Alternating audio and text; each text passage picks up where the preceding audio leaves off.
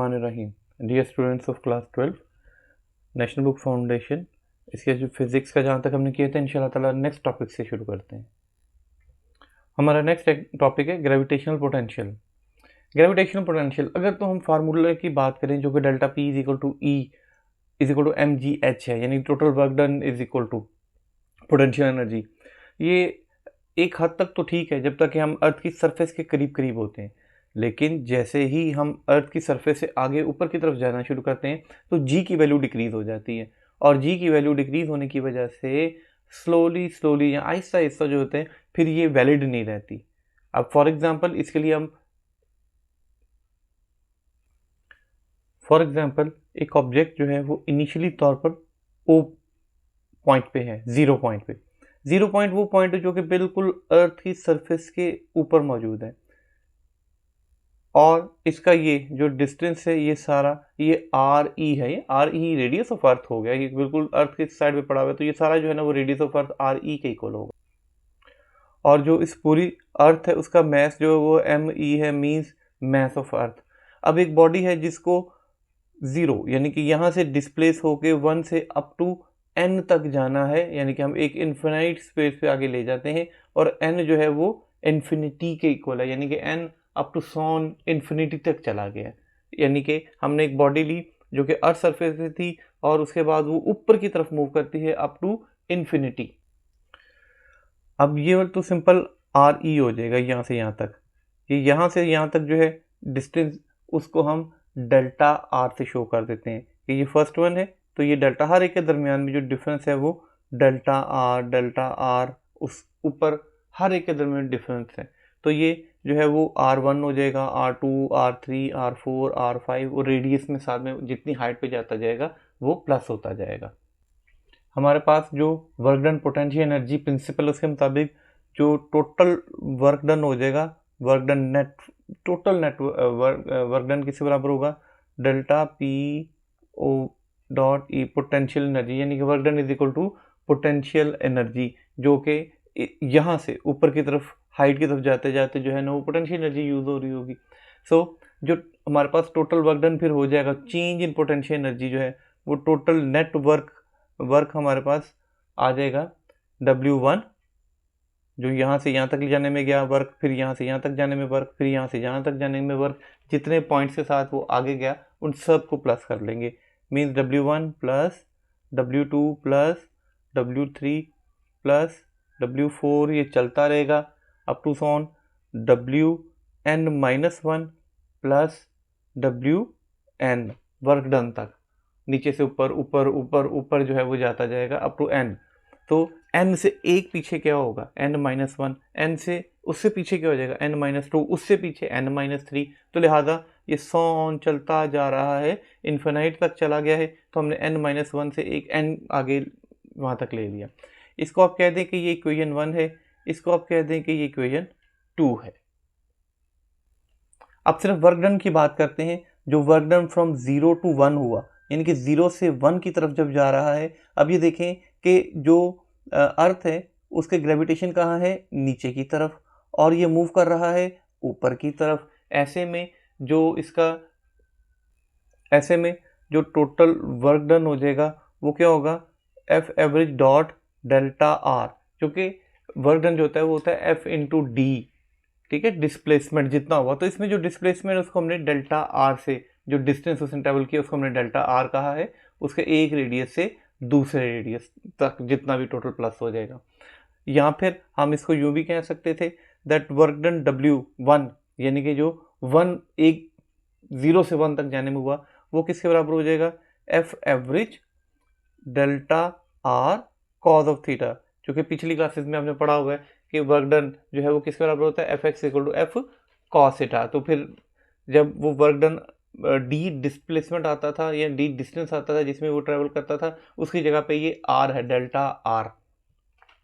अब चूंकि बॉडी जो है अर्थ नीचे की तरफ खींच रही है, बॉडी ऊपर की तरफ जा रही है, ऐसी सूरत में जो है वो थीटा हो जाएगा 180। इसे कहते हैं एंटी पैरेलल, के देखें अर्थ ज़मीन नीचे की तरफ खींच रही है, बॉडी ऊपर की तरफ जा रही है, इसके दरमियान में जो एंगल बनता है वो फिर 180 डिग्री बनता है, इसे एंटी पैरेलल कहते हैं। सो यहाँ पे हम वैल्यू पुट कर देंगे।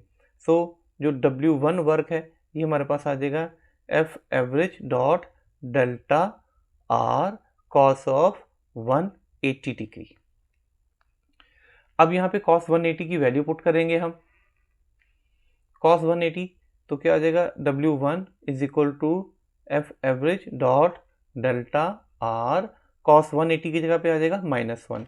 आप कैलकुलेटर पे कर सकते हैं cos 180 तो वो -1 देगा। सो W1 हमारे पास क्या आ जाएगा, फिर जब इससे मल्टीप्लाई होगा तो minus F average into delta are. इसको आप इक्वेशन नंबर 3 कहते हैं। हमने हर एक अलग में फाइंड करके उसके बाद उसमें बाद में पुट करते हैं। अब 0 से लेकर जो जा रहा है 1 तक, सपोज करें कि ये 0 से 1 तक, जब 0 से 1 तक जाएगा तो ऑब्जेक्ट यहाँ से यहाँ पड़ा हुआ है। अब न्यूटन के लॉ ऑफ ग्रेविटेशन के मुताबिक ये ऑब्जेक्ट इस अर्थ को खींचेगा और अर्थ इस ऑब्जेक्ट को खींचेगा। तो पीछे हमने न्यूटन लॉ ऑफ ग्रेविटेशन भी पढ़ा था, तो उसके मुताबिक क्या होना चाहिए, F is equal to G mass of earth into mass of object over R, जितना इन दोनों के दरमियान में डिफरेंस होगा उसका स्क्वायर इसके इक्वल होगा। इसको मैं इक्वेशन नंबर 4 कह देता हूं। अब ये हमारे पास जो है वो आर एवरेज आ गया है। आर एवरेज जो है वो ना तो रेडियस ऑफ अर्थ है ना ही R1 है, जो कि 0 से 1 तक जा रहा था, जिसको हमने R1 कहा था। ये वाला जो है वो R1 हो जाएगा, ये R2 हो जाएगा, ये R3 हो जाएगा, ये साउंड ऊपर चलता जाएगा। तो ये एवरेज है, ये ना तो रेडियस ऑफ अर्थ के इक्वल है और ना ही रेडियस ऑफ अर्थ के बाद जो है वो R1 के ऊपर जितना ऊपर चला गया, इसकी वैल्यू को हमें कैलकुलेट करना पड़ेगा। अब कैलकुलेट करने के लिए अब ये बेसिक डिफरेंस क्या है, ये बेसिक डिफरेंस है कि फॉर एग्जांपल ये हमारे पास ऑब्जेक्ट पड़ा हुआ है अर्थ से, ये रेडियस ऑफ अर्थ है RE और ये जो है वो R1 है। तो अगर हमने एवरेज निकालनी है तो एवरेज का फार्मूला क्या होता है, एवरेज का फार्मूला होता है sum of quantities divided by number of quantities. तो उसके तहत जो R एवरेज हो जाएगा वो sum of quantities RE plus R1 over 2, sum of quantities divided by number of quantities. अब अगर हमें डेल्टा आर फाइंड आउट करना है तो डेल्टा आर किसके इक्वल हो जाएगा कि R1 में से RE को निकाल देंगे, क्योंकि R1 जो है वो बड़ा है, ये डिस्टेंस ज़्यादा होगा, ये साथ में ये भी ऐड होना है। तो ये आ जाएगा R1 minus RE radius of अर्थ में से। अब यहाँ से अगर मैं R1 की वैल्यू फाइंड आउट करूँ तो R1 किसके इक्वल हो जाएगा, ये हो जाएगा डेल्टा आर प्लस RE के, जो टोटल उसका रेडियस ऑफ अर्थ हो जाएगा। अब इसको इक्वेशन नंबर 5 का है, इसको इक्वेशन नंबर 6 कह देते हैं। अब हमारे पास R1 की वैल्यू क्या आ गई है, ये आ गई है R delta R plus RE। अब ये वाली वैल्यू इसमें पुट करें, इस इक्वेशन में। जब हम इसमें पुट करेंगे तो हमारे पास क्या आ जाएगा, R average is equal to RE, ये वाली वैल्यू पुट करेंगे, plus RE plus delta R over 2। ये इस इक्वेशन में हमने इसकी वैल्यू पुट कर दी। अब ये RE है तो ये किसके इक्वल हो जाएगा, 2RE plus delta R over 2। अब इन दोनों को अलग-अलग कर लेते हैं। इसको मैं यूं करके लिख सकता हूँ इस इक्वेशन को, that R average is equal to 2 radius of earth by 2 plus delta R by 2। 2 से कट ऑफ हो गया, so R average is equal to RE plus delta R by 2। इसको इक्वेशन नंबर 7 कह सकते हैं। अब ताकि हमें आसानी हो, इक्वेशंस बनाते जाएंगे फिर आगे पुट करने में बताने में आसानी होगी। अब हमारे पास जो वैल्यू आ गई है R एवरेज की वो है RE plus delta R by 2। अब ये देखें, ये R एवरेज यहाँ पे इसको हमने पुट करना है। अब यहाँ पे पुट करना है, लेकिन ये तो स्क्वायर है और ये सिंगल वैल्यू में, तो लिहाजा हमें इसका स्क्वायर लेना पड़ेगा ताकि हम यहाँ पे इसकी वैल्यू पुट कर सकें। अब हमारे पास जो इक्वेशन थी वो थी F is equal to G M E M over R average का स्क्वायर, और जबकि हमारे पास जो आर एवरेज था ये था radius of earth plus pi delta R by 2। हमने यहाँ पे स्केयर करना था। अब इसके लिए क्या करेंगे, दोनों के स्केयर कर देंगे, स्केयरिंग बोथ साइड्स। तो क्या हो जाएगा हमारे पास, आर एवरेज का square is equal to R E plus delta R by 2 का होल स्क्वायर। अब जब इनके स्क्वायर्स ओपन करेंगे तो ये क्या हो जाएगा, आर एवरेज का स्क्वायर, तो फार्मूले आपको पता ही है, ए प्लस बी का होल स्क्वायर का फार्मूला लगेगा, उसके मुताबिक ये क्या हो जाएगा, आर ई का स्क्वायर प्लस डेल्टा आर का square over 4 plus 2 radius of earth delta R over 2। अब ये 2 से कट ऑफ हो जाएगा,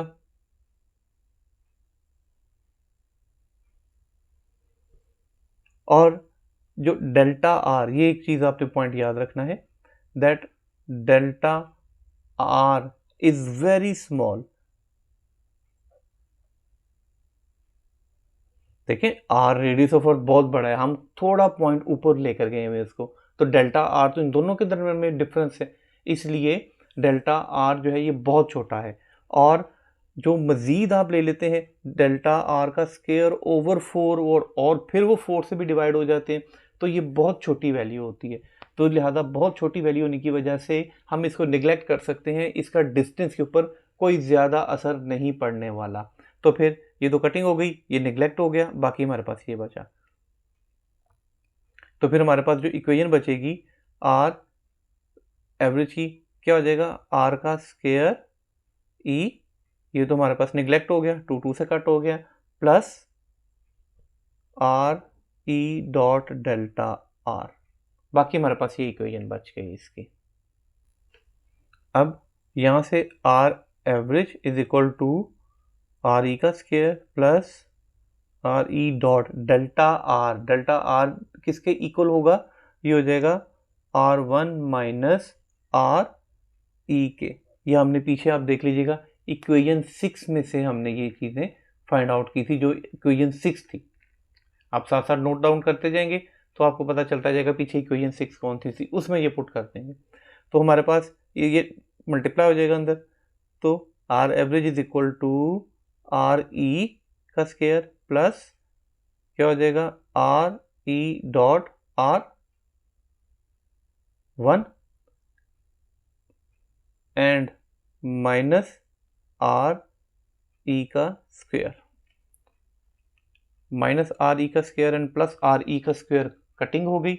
बाकी हमारे पास जो बचा वो हो जाएगा आर स्क्वायर जो एवरेज है ये बराबर हो जाएगा आर ई डॉट आर 1 के।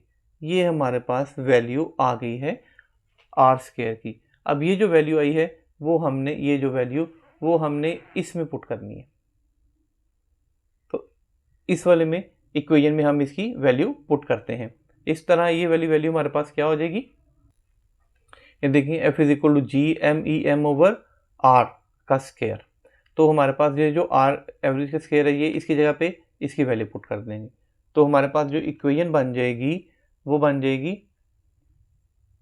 F is equal to G M E M over इस आर स्क्वायर की जगह पे ये वैल्यू पुट कर देंगे तो आ जाएगा हमारे पास आर ई डॉट आर 1 यानी कि इन दोनों का प्रोडक्ट। अब यहाँ पे अब रिमाइंड करें आप अपनी equation number 3 that work done 1 यानी कि जो फर्स्ट 1 तक वर्क डन है वो किसके बराबर है, minus F average dot delta are. अब हमने वैल्यूज पुट करनी है यहाँ पे।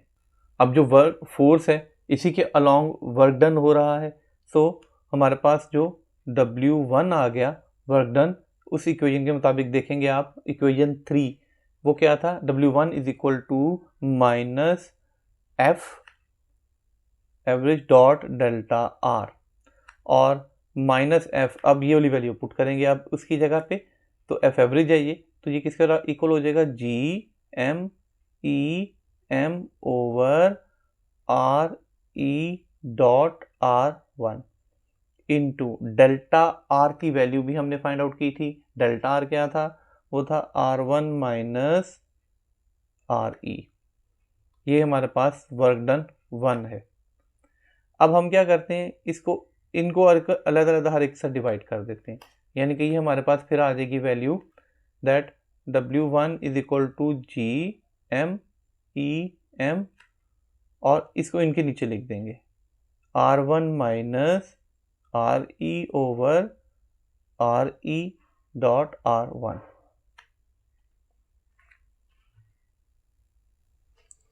अब हमने इनको सबके इसके नीचे अलग अलग कर दिया, इसके नीचे भी ये दोनों आ गए माइनस, इसके नीचे भी ये आ गए।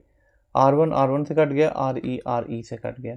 सो वर्क डन 1 अलॉन्ग क्या हो जाएगा? Minus G M E M into 1 over R E minus 1 by R1।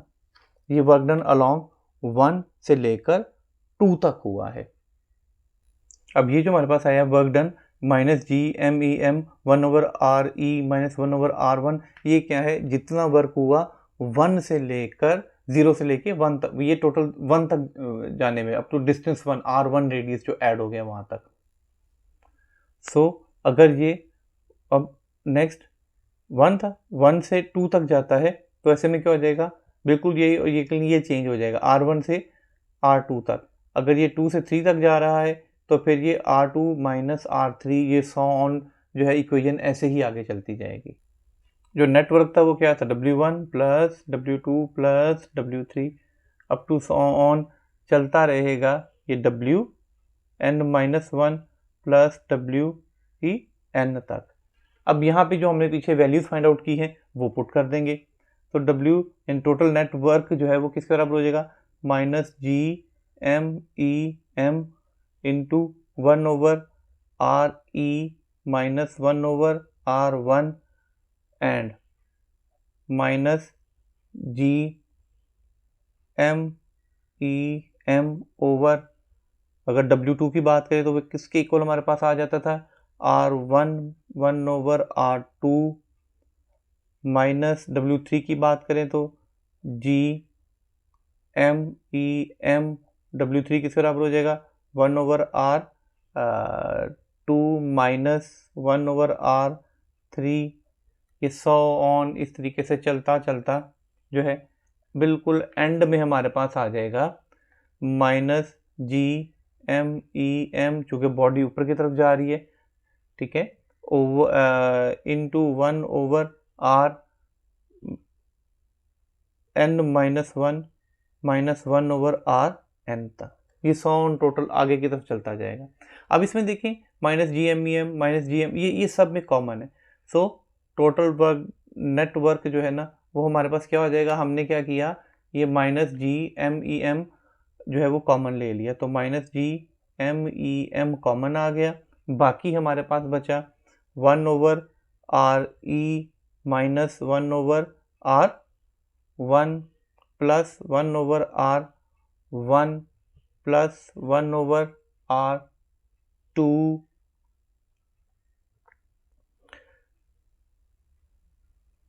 R2 dot 1 over R3, ये सो ऑन चलता रहेगा। एंड में हमारे पास बच जाएगा जो, क्योंकि ये हमने कॉमन लिया, बाकी इनके एलसीएम्स लिए ना, तो एलसीएम लेने के बाद जो बाकी हमारे पास बच गया वो ये हमारे पास सारे नंबर्स होंगे मल्टीप्लाई में। उसके बाद जो है वो जो टोटल नेट हमारे पास वर्क डन निकलेगा वो होगा minus G M E M to 1 over R E dot 1 over R N. ये हमारे पास टोटल जो है वो जो बच गया एंड में सारा ये मल्टीप्लाई प्लस माइनस सारा सॉल्व होने के बाद। अब टोटल जो हमारे पास पीछे फर्स्ट इक्वेशन हमने सबसे पहले बनाई थी वो क्या था कि जो delta P dot E potential energy था वो किसके बराबर था? वर्क नेट के, और नेट वर्क तो यही है। इस हिसाब से डेल्टा पी ई जो है ये किसके इक्वल आ जाएगा? इस वाली वैल्यू के, minus G M E M over 1 over R E dot 1 over R N के। यहाँ तक ये। अब हमारे पास जो आर एन है ये क्या है, ये तो इन्फिनिटी पे कहीं बहुत आगे है, ठीक है। जो टोटल छोटा आर एन है ये तो हमें पता ही नहीं, तो इसको हम क्या करेंगे, 1/इन्फिनिटी, इसकी तो वैल्यू हम नहीं पुट कर सकते ना। सो पीछे आपने ये इक्वेशन पढ़ी हुई है कि जब हमें जो है वो इन्फिनिटी से किसी उस पॉइंट तक लेकर आना पड़ता है तो फिर वो potential energy U infinity to that point, तो ऐसे में ये क्या हो जाएगा, फिर इक्वेशन कैसे बन जाएगी, u is equal to minus G M E M over 1/r/e dot 1/इन्फिनिटी हो जाएगा। अब 1/इन्फिनिटी क्या होता है, 1/इन्फिनिटी इज इक्वल टू 0, तो यहाँ पे 0 पुट कर देंगे हम, इसकी वैल्यू 0 हो जाएगी। जब ये 0 लिखेंगे तो u is equal to minus G M E M over 1/r/e radius of earth. अब हमने देखा कि u की वैल्यू हमारे पास जो है वो minus G M E M over R आ गई थी, लेकिन आपने ये चीज यहां से पढ़नी, देखें the amount of work done in moving a body from earth surface to a point at indefinite distance, के कोई दूर इनडेफिनेट डिस्टेंस पे पड़ा हुआ है और वहां से हम जो है वो उस चीज़ को ज़मीन की तरफ आ रहे हैं, वो ज़मीन की तरफ जा रहे हैं, तो ऐसे में वैल्यू ऑफ जी नेग्लिजिबल होती है, क्योंकि आप ग्रेविटेशन की अर्थ फील्ड से बाहर निकल चुके हैं। यहाँ पे कोई जी की वैल्यू नहीं है, जिसको वेटलेसनेस भी कहा जाता है, जैसा कि एस्ट्रोनॉट्स के केस में आप देखते हैं। The gravitational potential represented by V और आई फाई और V at the point the work done per unit mass in bringing a small test mass from infinity to that point. The gravitational potential V is therefore the gravitational potential energy U, जो gravitational potential energy V इसको U से भी denote कर देते हैं हम। तो ऐसी सूरत में जो इक्वेशन बन जाती है वो हो जाती है V is equal to U over M। जी हमने क्या पढ़ा कि जब इनफाइनाइट पॉइंट से लेके आते हैं तो किसके इक्वल हो जाता है, V is equal to U over M के इक्वल हो जाता है। अब हमारे पास जो v की वैल्यू आ जाएगी वो फिर हमारे पास क्या आ जाएगा, जो पीछे हमने जो वैल्यू फाइंड आउट की थी minus G M E over R, ये टोटल वैल्यू हो जाएगी। अब हम यहाँ पे वैल्यू पुट कर सकते हैं और वैल्यूएशन उसकी वैल्यू फाइंड आउट कर सकते हैं। Minus by v is equal to minus G की वैल्यू कांस्टेंट है 6.673 into 10⁻⁻11 into mass of earth भी आपको पता है वो है 6 इंटू 10⁻24, ये कांस्टेंट वैल्यूज हैं, into R radius of earth भी आपको पता है 6.4 इंटू 10⁻6 मीटर्स होता है। इसको मल्टीप्लाई करके सबको जो हम टोटल सॉल्व करेंगे तो ये तकरीबन आ जाएगा -62.3 इंटू 10⁻6 न्यूटन मीटर पर किलोग्राम्स। ये जो 10⁻6 है इसको मेगा भी कर सकते हैं, तो मैं लिख सकता हूँ -62.3 मेगा जॉल्स पर किलोग्राम। यही हमारा जो है ना इसमें टोटल वर्क डन के हिसाब से उसको इन्फिनिटी टू दैट पॉइंट तक लाने में जो टोटल हमारे पास वेलोसिटी वर्क डन है वो ये है। ये हमारा आज तक का लेक्चर था। आज हमने अपना फर्स्ट चैप्टर फिनिश किया है। इंशाल्लाह अब नेक्स्ट लेक्चर में फर्स्ट चैप्टर के न्यूमेरिकल से आगे स्टार्ट करेंगे इंशाल्लाह ताला। अगर किसी को कोई प्रॉब्लम है, कोई क्वेश्चन है, कोई क्वेरी है, कुछ पूछना चाहता है तो आप कमेंट सेक्शन में पूछ सकते हैं। Thank you very much.